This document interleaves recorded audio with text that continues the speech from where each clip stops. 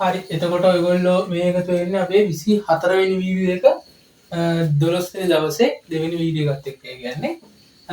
එහෙනම් අපි අද කතා කරන්නේ ඇප්ලයිඩ් ගාන. හරි. එතකොට එහෙනම් 2021 ප්‍රශ්න පත්‍රයේ 2021 ප්‍රශ්න පත්‍රයේ ඇප්ලයිඩ් පේපර් එකේ පාර්ට් A එකේ දෙවෙනි ප්‍රශ්නය.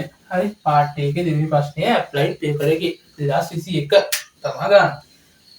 එතකොට අපි දන්නා මේකේ හැමදාම වෙන්නේ ප්‍රක්ෂිප්ත ගානක්. මේකේ ටිකක් වෙනස් ගානක් තියෙන. ඒ කියන්නේ වෙනස් කිව්වට අපි දන්නවා එකම සමීකරණ එකම විදිය. හරි. ඒ විදිහට ඒක වෙන්නේ. හරි. එතකොට මේකේ කියන්නේ මේ වගේ පොළවේ ඉඳන් සිම්පල් A උසක ඉඳන් හරි තිරසට ඇල්ෆා කෝණයක් ආනත. මෙතනින් ඇල්ෆා කෝණයක් ආනත. ඔන්න ඔහම විසික් කරනවල මොකද්ද ගලක්. හරි. ඔන්න ඉදර අංශුවක් ප්‍රක්ෂේපණය කරනවලු ප්‍රක්ෂේපණය කරන ප්‍රවේගය කීයද වර්ගමූල GA කියලා අපිට දීලා තියෙනවා වර්ගමූල GA කියලා අපිට දීලා තියෙනවා හරි අපිට කියන්නේ අංශුව O වල ඉඳන් සිම්පල් A දුරකින් බිම වදිනවලු ඒ කියන්නේ මෙන්න මේ දුරත් සිම්පල් A අපිට කියන්නේ tan alpha කියන එක එක ධන මූල දෙක බව පෙන්වන්න කියලා හරි එතකොට මෙන්න මේ ලක්ෂය O මේ ලක්ෂය A කියලා මම ගන්නවා. හරි අපිට මෙන්න මේ ඇල්ෆා කෝණය සම්බන්ධයෙන් තමයි ගන්න තියෙන්නේ. අපි දන්නවා මේ වගේ ප්‍රක්ෂිප්තයක් දුන්නාම අපි මේකේ කිසිම දෙයක් දන්නේ නැති වුණා. අපිට කරන්න තියෙන දේවල් මොනවද? අපි දන්නේ එකම දේ මොකද්ද? තිරසට සහ සිරසට S සමානයි UT ධන භාගය KT වර්ග දාන එක විතරයි. හරි. එහෙනම් මම මේ දන්න දේ මම කරන්න. මම ඉස්සෙල්ලාම දාන්න තිරසට S සමානයි UT ධන භාගය KT වර්ගය. එතකොට OA චලිතයට මම දානවා. හරි. OA චලිතයට තමයි මම දාන්නේ. දැම්මොත් තිරස් ප්‍රවේගය GA cos alpha වර්ගමූල GA cos alpha. හරි. ඕක තමයි තිරස් ප්‍රවේගය. හරි. එතකොට තිරසට යන දුර සිම්පල් A, ඒ කියන්නේ S සමාන A නා U කියන්නේ එතකොට මූල GA cos alpha මම ගන්න ගතවන කාලයේ සිම්පල් T අපි දන්නා තිරසට යනකොට ත්වරණය බිඳුවයි. එහෙනම් මෙන්න මේ පදේ බිඳුවක් කියලා යනවා නම් එහෙනම් උත්තරේ ඔච්චරයි එන්නේ. ඒතර මේකෙන් මම T තනිකොට මට එනවා A යට වර්ගමූල GA cos alpha කියලා. වර්ගමූල GA cos alpha කියලා. එතකොට මෙතන cos alpha බිඳුව කියන එක අපිට බලන්න වෙනවානේ. cos alpha බිඳුවද නැද්ද කියන එක අපිට බලන්න වෙනවා. එතකොට අපි දන්නවා cos alpha බිඳුව වෙන්න නම් alpha 90ක් වෙන්න ඕනේ. එහෙනම් ගල ඉහළ යවලා තියෙන්නේ මෙන්න මේ වගේ කෙලින්ම ඉහළ යන විදියට. හරි. කෙලින්ම ඉහළ යන විදියට. එතකොට එහෙනම් මේ වගේ ප්‍රක්ෂිප්තක යන්නේ නැහැ. එහෙනම් cos alpha අසමානයි බිඳුව. ඒතර ඒක නම් මෙතන ලියන එක අත්‍යවශ්‍ය නැහැ. ඕනනම් ලියන්න cos alpha අසමානයි බිඳුව කියලා. හරි. ඊළඟට මම දාන්නම් සිරස් පහලට S සමානයි UT ධන භාගයක් KT වර්ගය. හරි. එතකොට මේ දාන්නෙත් OA චලිතයට. හරි. OA චලිතයට තමයි මේ දාන්නෙත්. හරි. දානකොට සිරස්ස පහලට යන දුර කොච්චරද? සිම්පල් A සමානයි. මම චලිත සමීකරණය දාන්නේ සිරස්ස පහලට අංශුව තියෙන්නේ සිරස්ස ඉහළට වූ ප්‍රවේගයක්. එහෙනම් ප්‍රවේගය මොකක් වෙන්න ඕනද? ඍණ වෙන්න ඕනේ. ඍණ මූල GA sin alpha.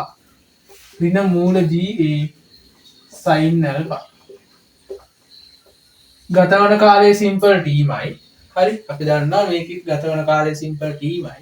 ධන හරි. එතකොට මෙතන ධන වෙන්නේ කොහොමද? සමීකරණේ පහලට දාන ගුරුත්ව ත්වරණය තියෙන්නේ පහලට. එහෙනම් භාගයක් G T වර්ගය. හරි. T වර්ගය. ඔන්න ඔය විදිහට එනවා. හරි.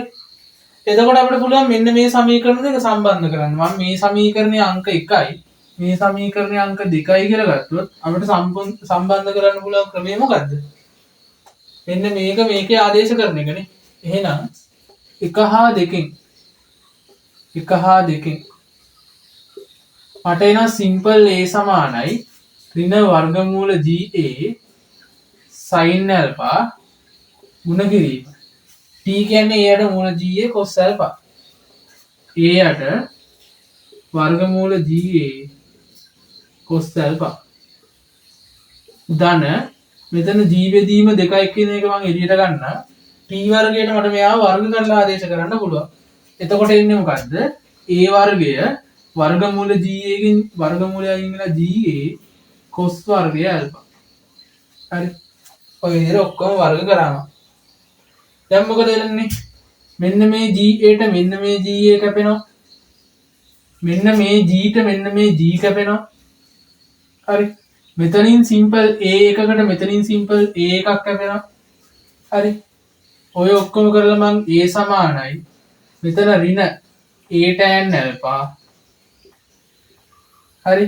ධන මෙතන එනවා a බෙදීම 2යි. එකයට cos වර්ග කියලා කියන්නේ sec වර්ගය alpha කියලා එනවා. හැම පදයකම සිම්පල් a තියෙනවා. යාවත් මට අයින් කරන්න පුළුවන්. හරි. මං ඊට පස්සේ දෙකෙන් සමීකරණය ගුණ කරන්න. එහෙනම් 2 සමානයි ඍණ 2යි tan alpha ධන sec වර්ග alpha කියලා සමීකරණය එනවා. අපිට අවසාන උත්තරේ දීලා තියෙන්නේ tan වලින්. හරි. එහෙනම් මම sec වර්ග alpha tan වර්ග alpha වලින් ලියා ගන්නවා. එහෙනම් 2 සමානයි ඍණ 2යි tan alpha sec වර්ග alpha කියලා කියන්නේ මොකද්ද? 1 ධන tan වර්ග alpha. 1 ධන tan වර්ග alpha. ඒක අපි දන්නවා. එහෙනම් දැන් වර්ග සමීකරණයක් ගොඩනැගිලා තියෙනවා. මට කියන්න පුළුවන් tan වර්ගය alpha ඍණ 2යි tan alpha මේ ධන දෙක එහා පැත්තට ගෙනිච්චාම ඍණ එකක් වෙනවා. සමානයි බිඳුව. ඔන්න tan alpha ගේ වර්ග සමීකරණයක් ඇවිල්ලා තියෙනවා. අපෙන් අහන්නේ tan alpha ට උත්තරේ. එහෙනම් ওই වර්ග සමීකරණේ විසඳුම තමයි අපෙන් අහලා තියෙන්නේ. එහෙනම් ඔයගොල්ලෝ මේ ටික මක වීඩියෝ එක පෝස්ට් කරලා ලියා ගන්න. මම මේ ටික මකනවා. එහෙනම් මෙන්න මේක අපිට වර්ග පූර්ණය කරන්න පුළුවන් නේද? හරි. ඔන්න ඔක වර්ග පූර්ණය කරන්න පුළුවන්. එහෙනම් tan alpha ඍණ 1 වර්ගය ඍණ 1 නේ. ඊට පස්සේ තව ඍණ එකක් මේ පැත්තේ තියෙනවා සමානයි බිඳුව කියලා එනවා. හරි නේද? මම මෙයා වර්ග පූර්ණය කරා. අපි දන්න එතකොට එන්නේ මේ වර්ග පදයෙන් එකක් වෙනවා. මෙතන සංගුණකයේ දෙකෙන් බෙදලා මෙතන ලියනවා. එයාගේ වර්ගයයි ඊට පස්සේ මෙන්න මේ ඇතුලේ තියෙන මේ ඉලක්කමේ වර්ගයක් අඩු කරනවා. එකේ වර්ග එක අඩු කරනවා. මේ ඍණ එක ඇවිල්ලා මෙන්න මේ ඍණ එක. හරි. එහෙනම් tan alpha ඍණ 1 වර්ගය සමානයි ඍණ 1යි ඍණ 1යි ඍණ 2යි එහා පැත්තට ගියාම ධන 2යි. හරි.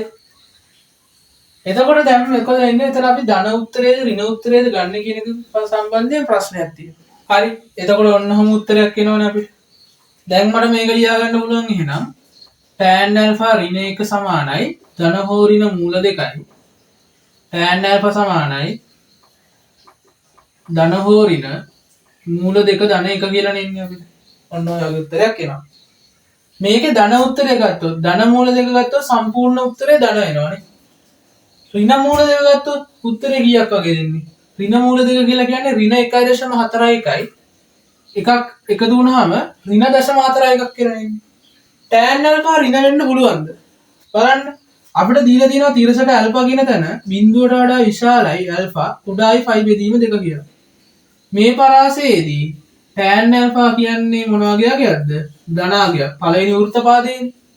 එහෙනම් ගන්න පුළුවන් ධන උත්තරේ පමණයි. එහෙනම් ඒ නිසා tan alpha සමානයි ධන මූල 2 ධන 1.